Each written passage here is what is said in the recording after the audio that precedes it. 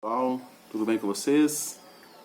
Nós estamos aqui hoje, fazendo o nosso segundo vídeo e eu gostaria de estar compartilhando com você um texto na Palavra de Deus que está no Evangelho de Marcos, capítulo 5, a partir do versículo 21, aonde está escrito o seguinte: Tendo Jesus voltado no barco para o outro lado, afluiu para ele grande multidão, e ele estava junto do mar. Eis que se chegou a ele um dos principais da sinagoga, chamado Jairo, e vendo-o, prostrou-se a seus pés, insistentemente lhe suplicou: Minha filha está à morte, vem e impõe as mãos sobre ela, para que seja salva e viverá. Jesus foi com ele. Grande multidão o seguia, comprimindo-o. Aconteceu que certa mulher, que havia 12 anos, vinha sofrendo de uma hemorragia e muito padecera à mão de vários médicos, tendo despendido tudo quanto possuía, sem, contudo, nada aproveitar. Antes, pelo contrário, indo de mal a pior. Tendo ouvido a fama de Jesus, vindo por trás dele, por entre a multidão, tocou-lhe a veste, porque dizia: Se eu apenas lhe tocar as vestes, ficarei curada. E logo se lhe estancou a hemorragia e sentiu no corpo estar curada do seu flagelo. Jesus, reconhecendo imediatamente que dele saíra poder, virando-se no meio da multidão, perguntou: Quem me tocou nas vestes? Responderam-lhe seus discípulos: Vês que a multidão te aperta e dizes: Quem me tocou? Ele, porém, olhava ao redor para ver quem fizera isso. Então a mulher, atemorizada e tremendo, cônscia do que nela se havia operado, veio, prostrou-se diante dele e declarou-lhe toda a verdade. E ele disse: Filha, a tua fé te salvou, vai-te em paz e fica livre do teu mal. Falava ele ainda, quando chegaram alguns da casa do chefe da sinagoga, a quem lhe disseram: Tua filha já morreu, por que ainda incomodas o mestre? Queridos, nós estamos aqui diante de duas histórias que se interrelacionam. A história de um homem rico, chefe da sinagoga, alguém de poder, que tinha uma filha que estava à beira da morte. E a história de uma mulher que não sabemos a idade dela, não sabemos o nome dela, alguém, digamos, dos nossos conceitos atuais, sem muita importância, mas que estava padecendo de uma enfermidade e já havia gastado todos os recursos que ela tinha. O que essas duas pessoas têm em comum? Elas necessitavam de um milagre, e quem poderia fazer este milagre era Jesus Cristo. De cara nós podemos aprender que é verdade o versículo bíblico que diz que nós não devemos fazer acepção de pessoas. Jesus não fazia acepção de pessoas. O texto que nós lemos diz que quando Jairo, que era o chefe da sinagoga, o que era um chefe da sinagoga? Era alguém que coordenava o culto na sinagoga judia. Era um dos coordenadores do culto, alguém investido de autoridade, alguém de reconhecida notoriedade entre os judeus. Alguém de posição. E essa pessoa procura Jesus, e no versículo 24, após ele fazer o seu pedido, se colocar aos pés de Cristo, dizendo que a sua filha estava à beira da morte, e que ele precisava que Jesus fosse até ela, colocasse as mãos sobre ela para que ela pudesse ficar curada. Diz o texto que Jesus foi com ele. Desculpa, mas no caminho dessa jornada, Jesus estava indo para a casa de Jairo. Diz o texto que havia uma multidão, várias pessoas ali se comprimindo, se tocando umas nas outras, e uma mulher entra no meio dessa multidão, obstinada, determinada. Ela sabia o que ela queria fazer, ela queria tocar em Jesus. E aquela mulher consegue driblar aquela multidão e toca em Jesus. E nesse momento, amado, Jesus percebe que aconteceu algo diferente. Ele diz que dele saiu poder. quem me tocou nas vestes? Dele saiu o poder. Então, amado, Jesus estava indo atender o pedido de uma pessoa importante, e nessa caminhada surge uma outra pessoa, também carecendo de uma necessidade urgente, e Jesus para e dá atenção para aquela mulher. Aquela mulher ficou meio que relutante em se manifestar.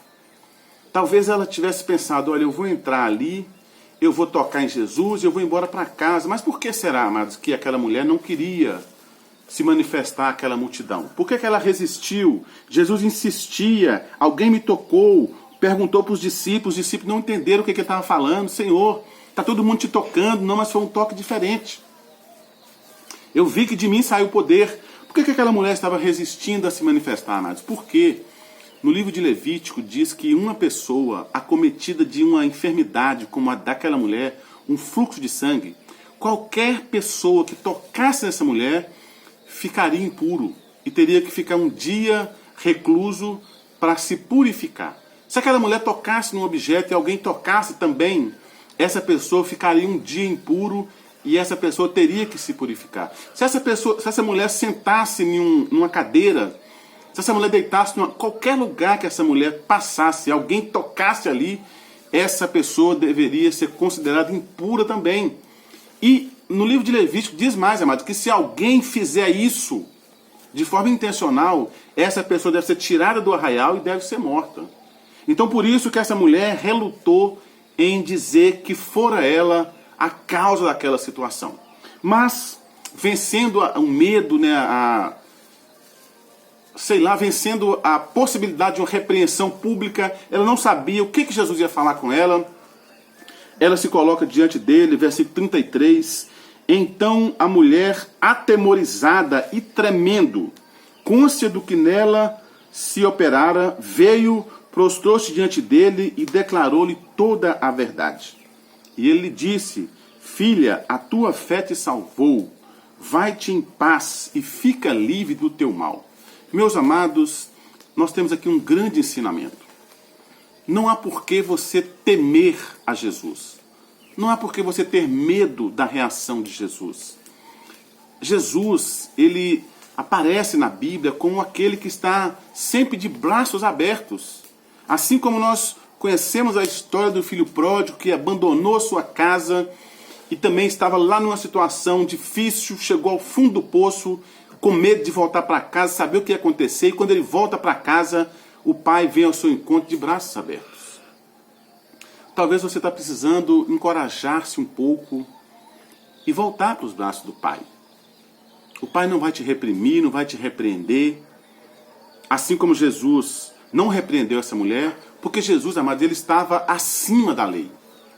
A lei mandava que aquela mulher fosse morta, mas Jesus entende a necessidade, a dor, o sofrimento daquela mulher que perdurou por 12 anos, e ela vai até Jesus, e Jesus lhe declara: vai-te em paz e fica livre do teu mal. Amados, essa mulher procurou Jesus porque ela ouvira falar dele e aquilo que ele era capaz de fazer. Jairo também procurou Jesus, amado, porque ele acompanhava os passos de Jesus.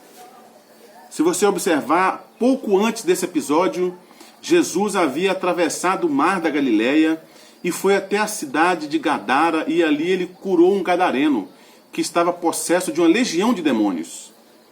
E ele encaminha aquele homem a voltar para sua cidade, para a região de Decápolis, para anunciar o que havia acontecido, e volta. E quando ele volta, né, Jairo estava ali à sua espera, porque ele sabia quem ele era.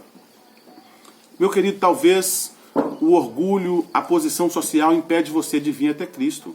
Jairo era um homem reconhecido. Nos nossos dias era uma autoridade. Mas ele jogou tudo isso por terra. Certamente, a Bíblia não mostra, mas bem possivelmente Jairo não permaneceu como chefe daquela sinagoga porque ele se rendeu a Cristo.